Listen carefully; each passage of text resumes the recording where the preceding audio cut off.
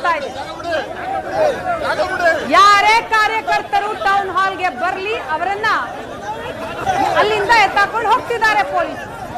ಅದಕ್ಕಾಗಿ ಬಸ್ಗಳು ಕೂಡ ರೆಡಿ ಇದಾವೆ.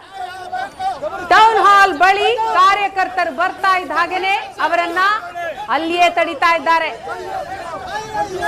ಶಿವರಾಮೇಗೌಡ ಬಣದ ಕಾರ್ಯಕರ್ತರು ರ್ಯಾಲಿಯ ಮೂಲಕ ಬಂದ್ರು. ಅಲ್ಲಿಯೇ ಪೊಲೀಸರು ಅವರನ್ನ ತಡೆದು ಬಸ್ನಲ್ಲಿ ತುಂಬಿಕೊಂಡು ಕರ್ಕೊಂಡು ಹೋದ್ರು. ಫ್ರೀಡಂ ಪಾರ್ಕ್ ಬಳಿಯ ದೃಶ್ಯ ನೀವು ಒಂದ್ ಕಡೆ ನೋಡ್ತಾ ಇದ್ದೀರಿ. ಎಂಇಎಸ್ ಪುಂಡರ ತಿಥಿ ಮೂಲಕ ಆಕ್ರೋಶವನ್ನ ವ್ಯಕ್ತಪಡಿಸ್ತಾ ಇದ್ದಾರೆ. ತಿಥಿ ಊಟ. ಮತ್ತೊಂದ್ ಕಡೆ ಬೆಳಗಾವಿ, ಅಲ್ಲೂ ಕೂಡ ಕನ್ನಡ ಪರ ಸಂಘಟನೆಯ ಕಾರ್ಯಕರ್ತರು ಬೀದಿಗಿಳಿದು ಹೋರಾಟ ಮಾಡ್ತಾ ಇದ್ದಾರೆ. ಉರುಳು ಸೇವೆ ಕೂಡ ಆಯ್ತು.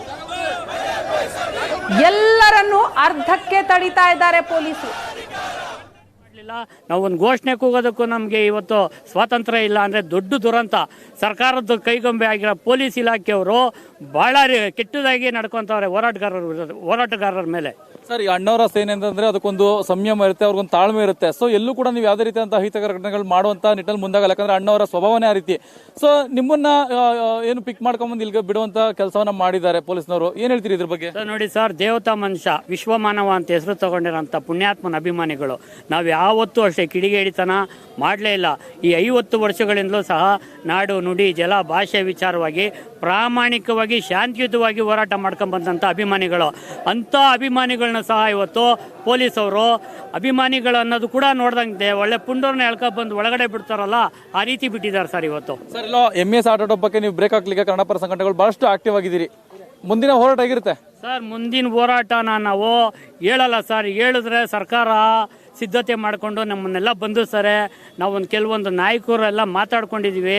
ವ್ಯವಸ್ಥಿತವಾಗಿ ನಾವು ಸಹ ಸಂಚು ಮಾಡಿ ಹೋರಾಟ ಮಾಡೋಂಥ ರೂಪುರೇಷೆಗಳನ್ನ ಸಿದ್ಧಪಡಿಸ್ಕೊತಾ ಇದ್ದೀವಿ ಸರ್. ಯಶಸ್ವಿಯಾಗಲಿ ಸರ್.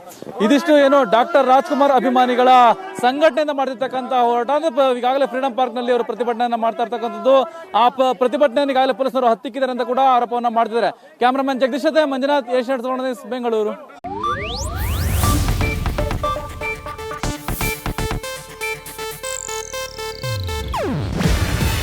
ಇದು ಏಷ್ಯಾನೆಟ್ ನ್ಯೂಸ್ ನೆಟ್ವರ್ಕ್ ಪ್ರಸ್ತುತಿ. ನೀವು ನೋಡ್ತಿದ್ದೀರಾ ಏಷ್ಯಾನೆಟ್ ಸುವರ್ಣ ನ್ಯೂಸ್.